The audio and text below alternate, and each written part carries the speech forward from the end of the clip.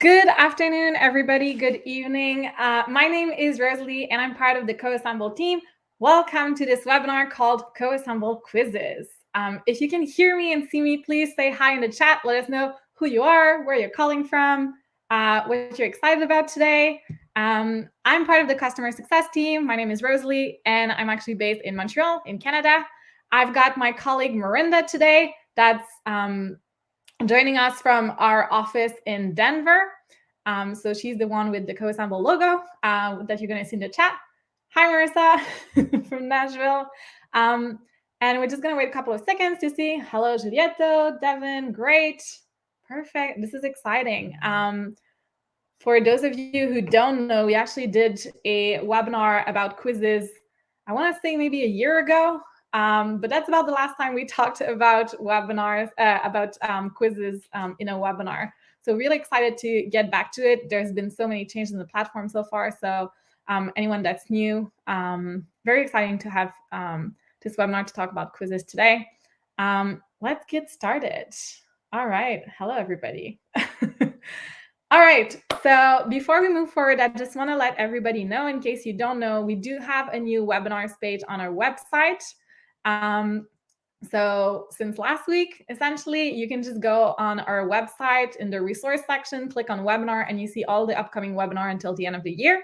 So feel free to register to any of them that pique your interest. We have a couple a month. There's some that you'll notice are more aimed at new people, people that are new to the platform, some for people that are more used to it. There's a lot of topics, and if when you go through that page, you have any idea of other webinars you would like to see, just let us know in the chat. Out of curiosity, I just want to know, is this the first Coassemble webinar you're attending? We actually have a poll, so if you just want to let me know, I'm just curious to know. I can recognize a couple of names. Is this your first webinar, or no, you've attended some other ones? So you can head over, let me know. Yeah, that's what I thought. Most people have attended other webinars. Hopefully you're coming back today because the last one was helpful. So that's great to hear. All right, let's keep going. So what are we going to talk about today?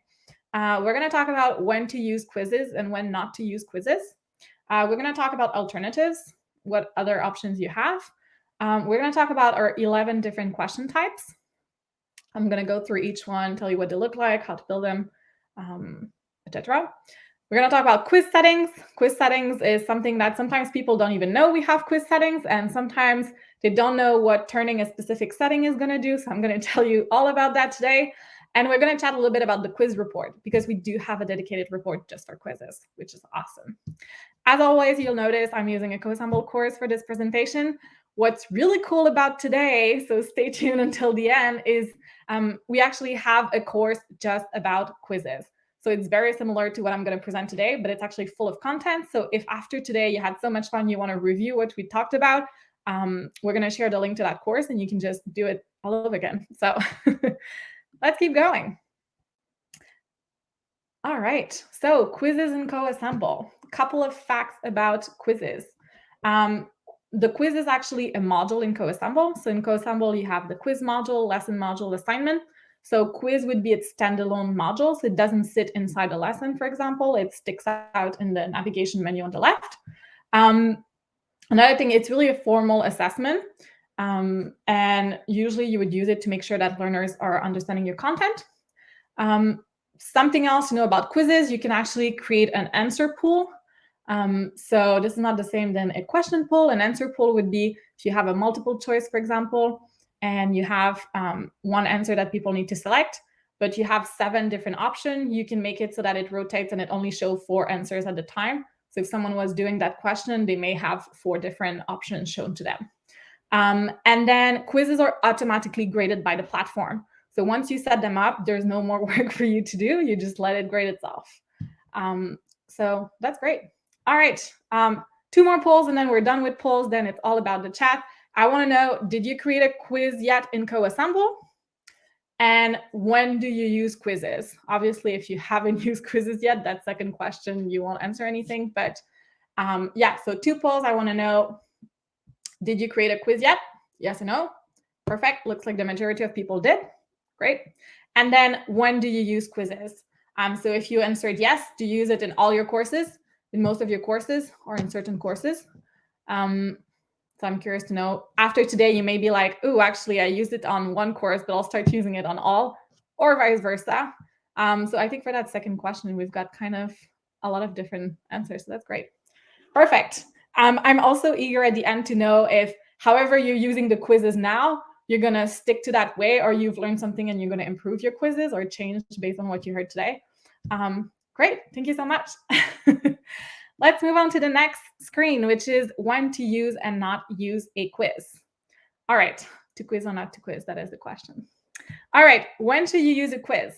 If you need to assess your learner's performance, if you want to test for comprehension for content that was covered in your course. So let's say you have your actual lesson, and then you would put the quiz to test on whatever they just saw in your course. If grades are important to you, so it's not in all contexts, all use case that you actually care about grades. I know if you're doing training where people are actually paying you and it's a certification, maybe grades are more important. Or if you're doing safety security training, maybe that's more important. If the grades are important, then quizzes are really good for that.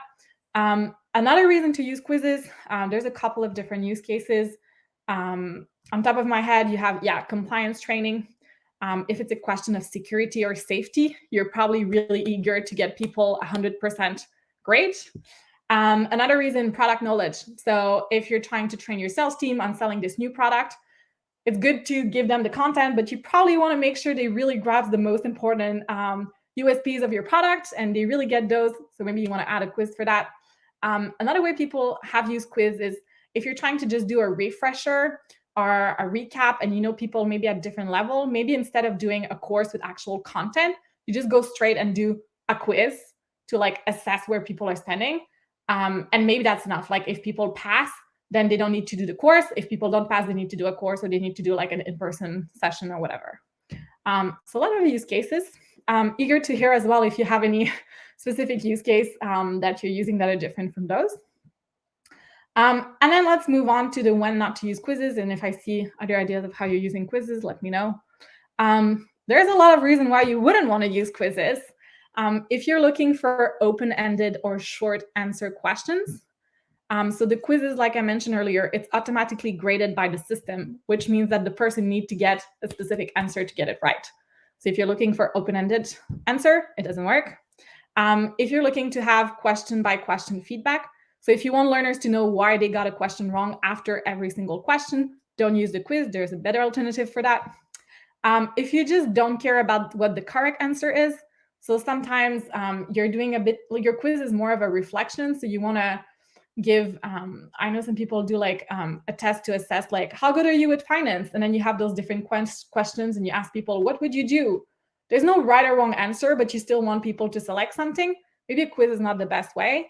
And then the last point would be if you don't like the grading or score terminology. So obviously in terms of the learner experience, we do talk about grades and we say, congrats, you passed the quiz, etc. So if that wording doesn't really make sense with your use case, maybe quiz is not for you. Couple of different things as well. If you are doing product training, but for your customers, sometimes doing a quiz may not be the best way because you don't necessarily want to fail your customer on your product, or maybe you do. Another reason as well, sometimes you may have like a leadership program in your organization, and a quiz may not be the best way to test if people actually understood how to be good leaders. Maybe it's better assessed through like in person or some other way. All right, hope that makes sense. If you have any thoughts, let me know in the chat. Now that there's some reason not to use quizzes, let's look at alternatives. The reason why I spend more time on here is because I see a lot of people, they start with building a quiz, and then they realize later on, oh, actually, like, this is not what I wanted to do. And then they need to rebuild one of those that I'm going to talk about. So if you know all your options, then at least when you pick one option, you're more likely to not have to change midway. So alternatives to quizzes. So if you're thinking based on the previous slide, okay, actually, I don't want a quiz, here are a couple of options. You also have the pop quiz. Pop quiz sits inside the lesson, so it's an actual lesson screen. It's more of a formative assessment.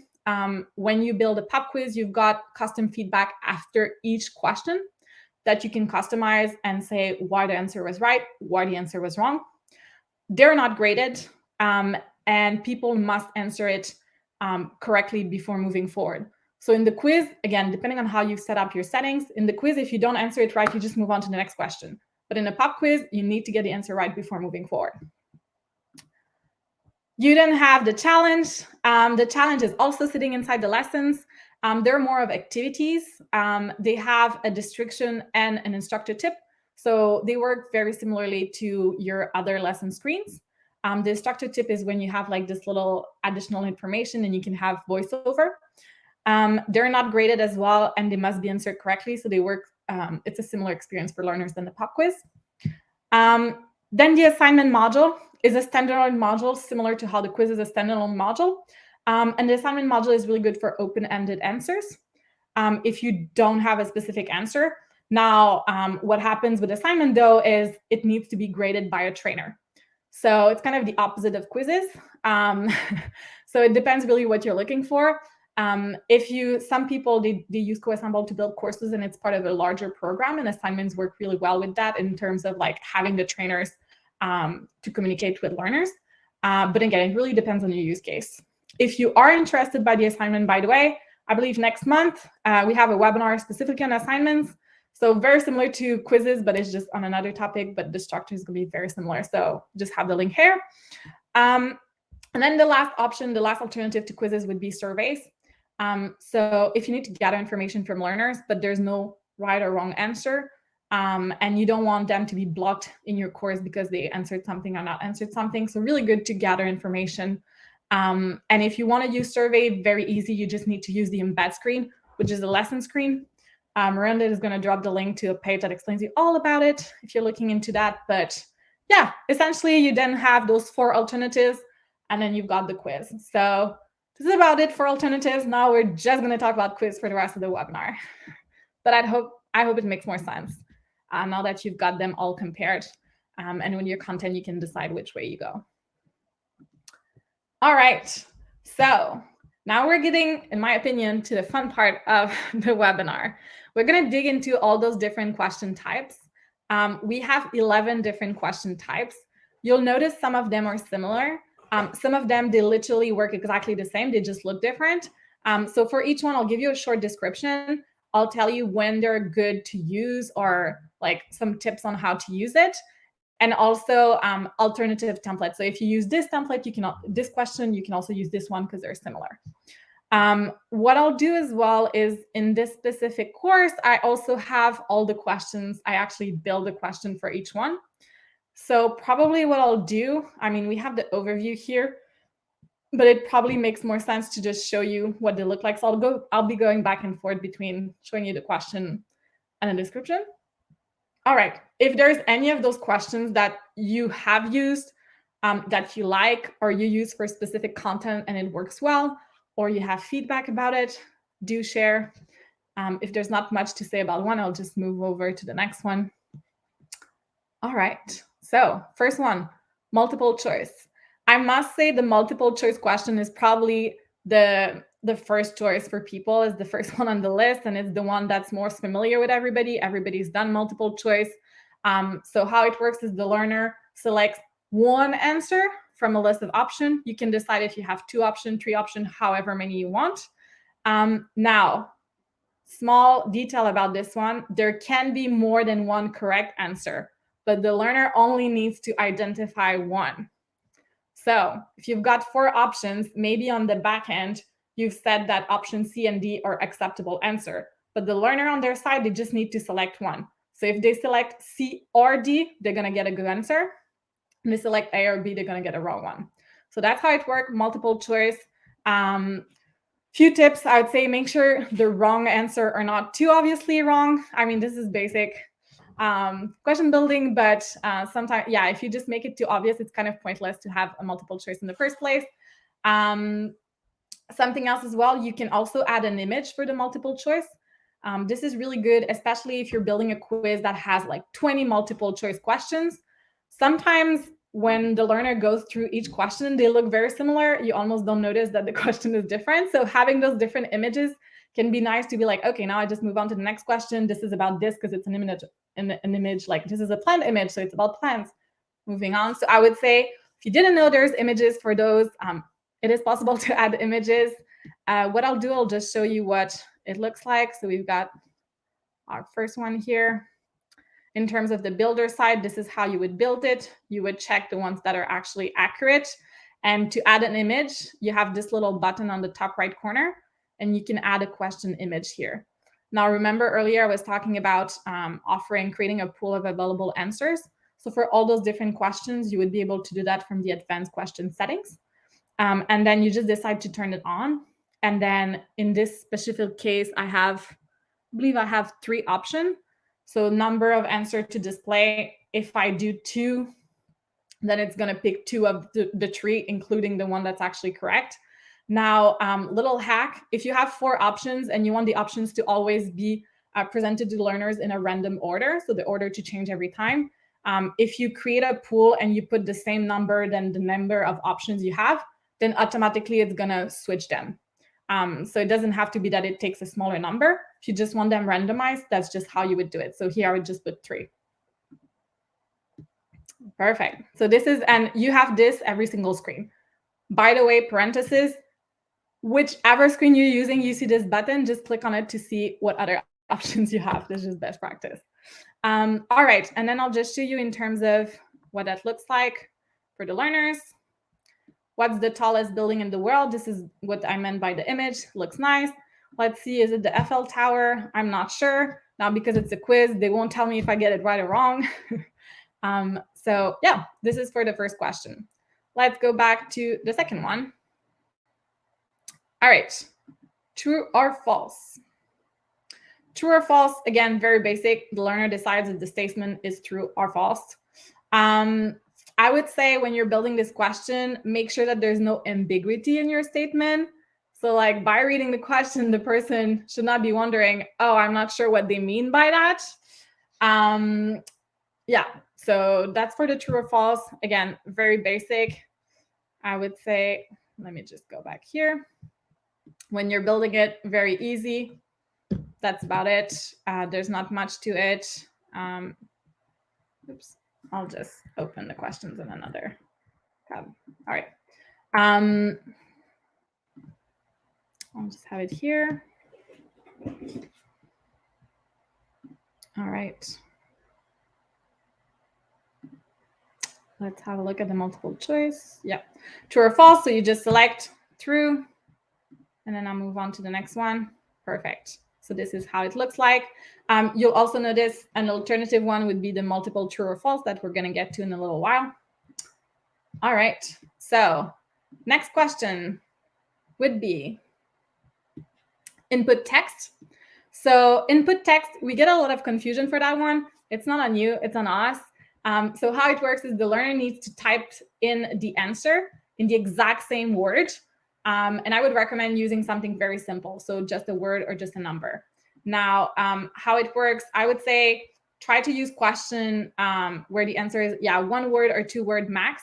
Be as precise as possible with your question. So there's only one way to write the correct answer. So for example, if you have like one of the use case for this is like if you have some kind of math problem or you're asking people about financial, they need to calculate something.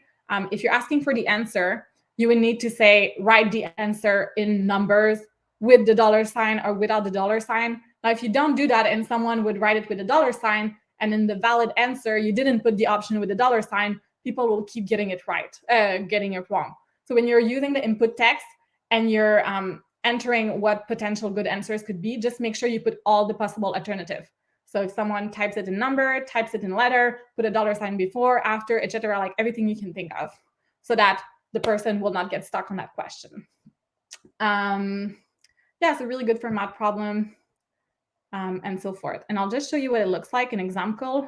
What color do you get when you mix red and yellow? So hopefully everybody on the call today is like, yeah, there's really just one answer. There's really also just one way to write it, at least from my end. Let me know if there's anything else you can think of. And you can even tick an option that says if it's cap sensitive or not, but you can have it so that it's not sensitive. And then, yeah, that's pretty much it for the input text. Next one we have would be the drag tick. So the learner selects one or more answers from a list of options using a tick. and the learner must identify all the right answers, but they know how many good answers there should be. So just to go back to this example, in this example, this is the drag tick. I have 5 options, but there's only 3 options that are good. The learner knows that. So it's not like they have to decide if there's 3, 4, or 5 answers. They know it's 3 and they just need to pick the 3 of them. So let's go with this. This is not the right answer, but it doesn't matter. So this is how you would be building it. What I would say is the higher the number of options you have and the lower the number of tick it is that you have, the harder, the more difficult the question is going to be. So if you have 10 options and 3 ticks, it's probably going to be harder than if you have 4 options and 3 ticks. So little tip there. One template that's very similar to the drag tip would be the drag multiple that we'll get to it after. Again, the name is very similar, so hopefully that helps. But yeah. One thing I'll mention about all those question types as well, if you know, if your learners are doing your course on mobile or on desktop, if your learners are doing it on mobile and you know that, I would encourage you to check out maybe that specific course, do it from your mobile device, because you'll notice some of those may be harder or easier for people to do on mobile, and then kind of use that to use that to decide which question you're going to use. They all respond very well on mobile, but sometimes, depending on the number of options you have, can be harder or more difficult. All right, true or false multiple. So the learner decides if the statement are true or false. This is a little bit harder than a single true or false. It works exactly the same way. The only difference is that in this case, I need to do it for 3 different segments. And then it's going to tell me if I got the answer right or wrong. So a little bit different. Drag multiple.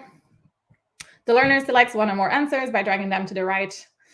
Works very similarly to the drag tick. It's just that it looks like this. Instead of ticks, you're actually dragging the item to the empty box versus before you were dragging the tick next to the correct statement. So it looks a bit different. This is not the right answer, but we're just doing it for the sake of doing it. And moving on to the next screen.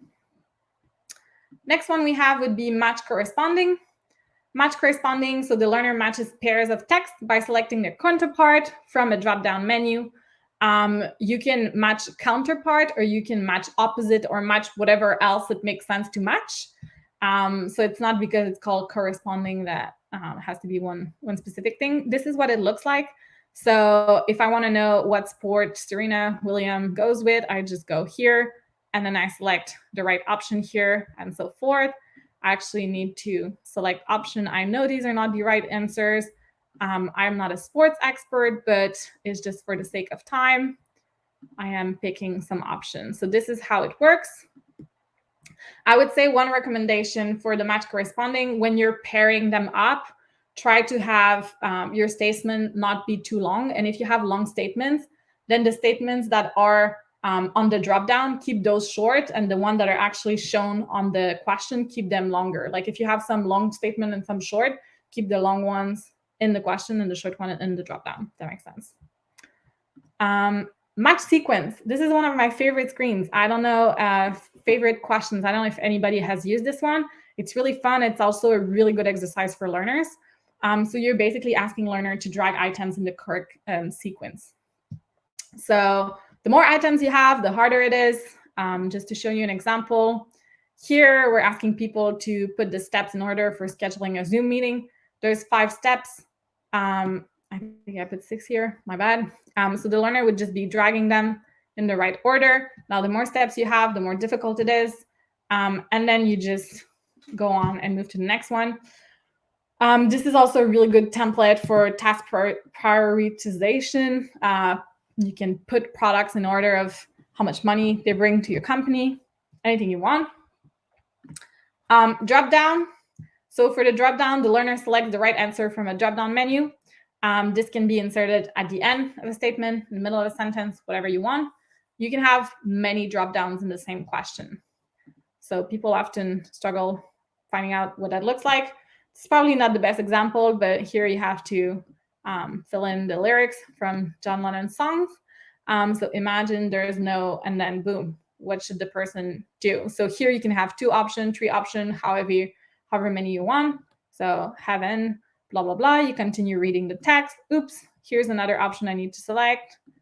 Here's another example I need to select, and so forth. So you're kind of just reading through that. This can also be really good if you have like a big chunk of text and you're kind of looking for ways to make it more engaging. And you're like, okay, let's just use that text, but then I'll put those drop downs so that people have to read the whole statement to answer the drop down, but it's a bit more, people have to think about it a little bit more. All right.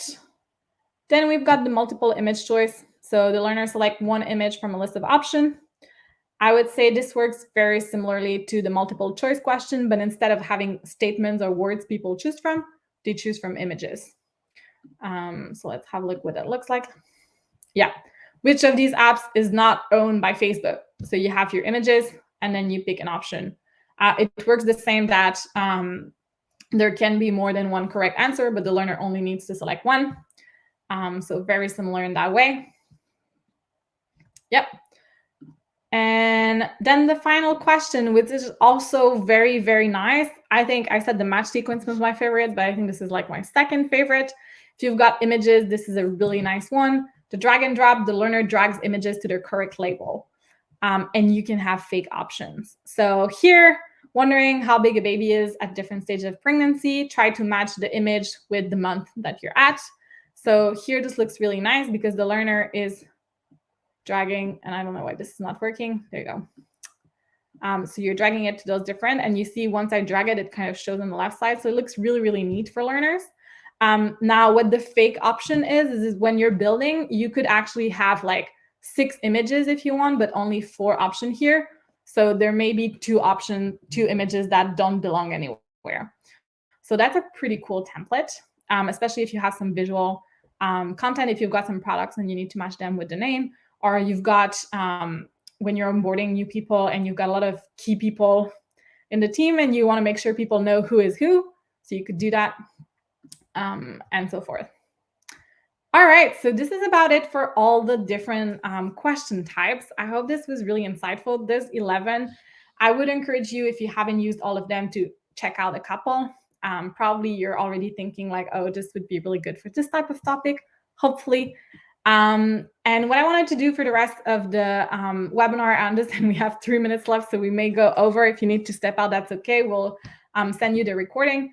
But what I wanted to do is then talk about quiz settings and then reports.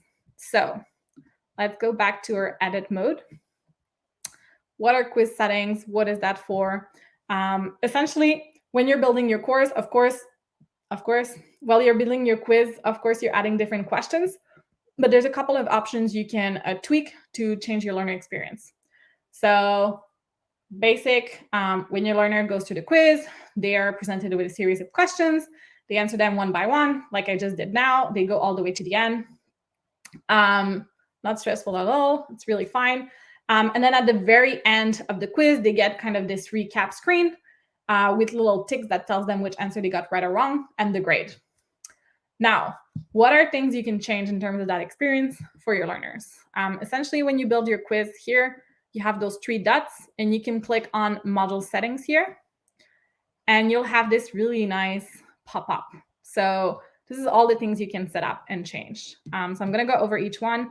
Essentially, the first thing is you decide if whatever quiz settings you're going to set up now, if it applies to all learners or a specific group only. So if you have more than one group, you can decide to set separate settings for those different groups.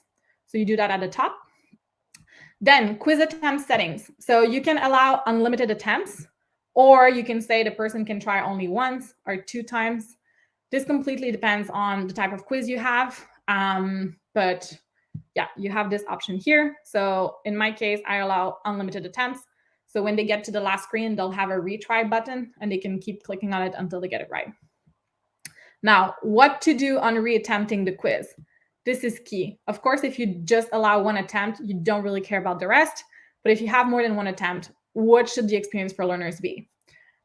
Do you want the system to remember a response for the question marked correct? Here I have it turned on. This means if I do it once and I get 80% and I click on retry, when I go back and I go to question 1 that I got right the first time, I won't have to do it again because it saved a good answer. So I'm just going to be able to move to the next screen. So you may want to turn that. I think most of the time people would like that on, but that is a decision you need to make. And then this is the second option that's kind of related. Do you want to show only the question marked incorrect? So in the first, if you've got it like this, they'll still go through all the questions, but when it's right, the learner already sees which one is like chosen, so they can just go to the next screen. If this is turned off and there's only 2 questions they got wrong, when they do it again, they will only be presented with those 2 questions that they got wrong. So you have this option right there. Quiz grading and result settings. Okay, so you've got this one.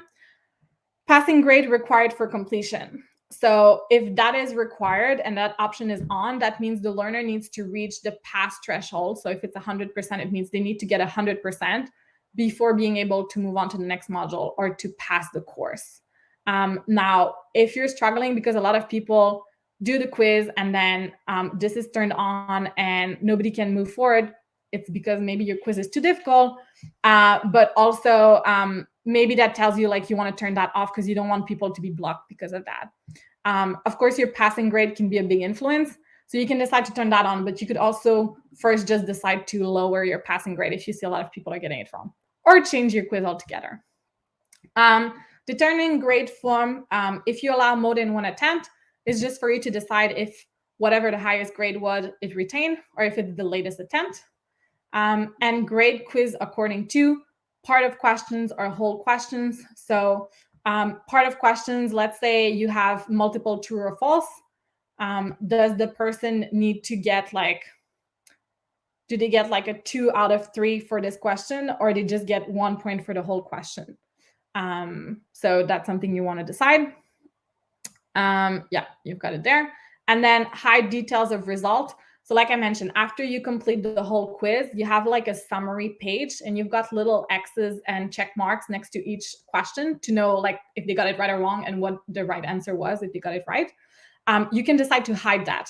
It's still going to show the grade, but you may want to hide that if you want people to redo the quiz but not know which question they got right or wrong. So you have that option to turn it off or on. And then the last option you have is the quiz cover image. This is only relevant if you're using the share URL sharing method. So if you are using the share URL and you're only sharing the quiz, you may want an image. If you're not using the share URL method, not the enrollment link, the share URL for just the quiz, then don't need to do anything about this part. So I hope this was helpful. Last part that I want to cover is quiz report. So what I'll do is I'll head over here. All right.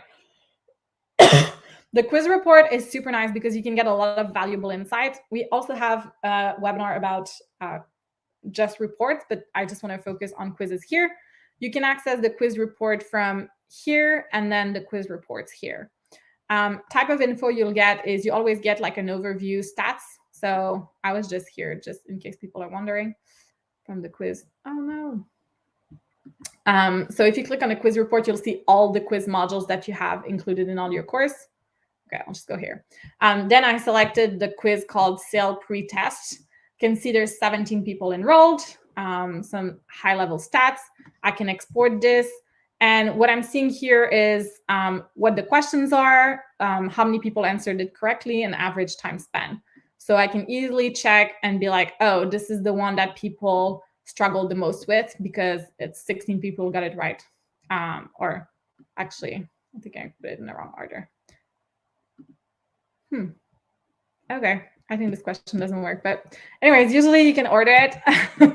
And then what you can do, if you scroll all the way down, you can see which course that quiz is included. So it's just included in one course, and I can see there's 4 different groups that are enrolled to that course, to that quiz. So I can open this up, and then I see everyone that did the quiz. And if I want, I can click on Julia King and check out more about Julia King respond to the quiz. So I can see she tried twice to do the quiz.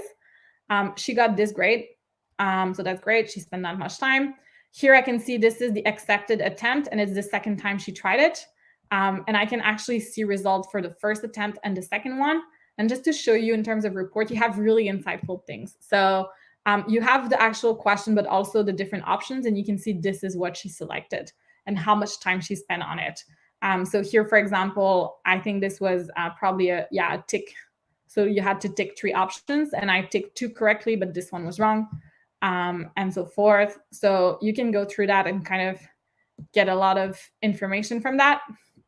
And then obviously this is the one that got retained. So that's super useful. Another thing you can do as well, you'll notice this button, create new attempts.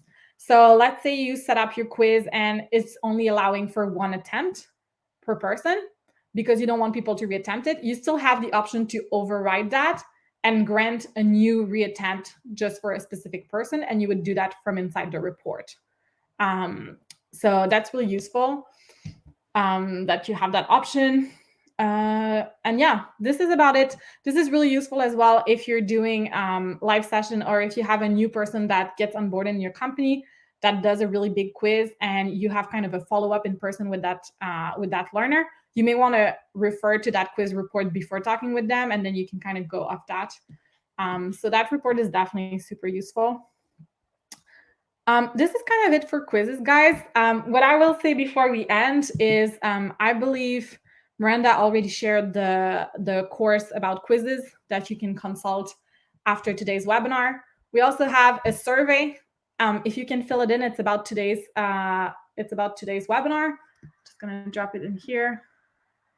All right. So this is the survey for today's webinar. If you can fill it in, we want to know if this was helpful, especially because we're planning an assignment webinar and not so long ago. We want to know as well, do you guys want to know more about quizzes? Was this all that there was? Is there other things you want to know? Do you like this format? Would you rather have this information in another format? We're currently really working on making our webinars as relevant as possible for everybody. So we really do value your feedback.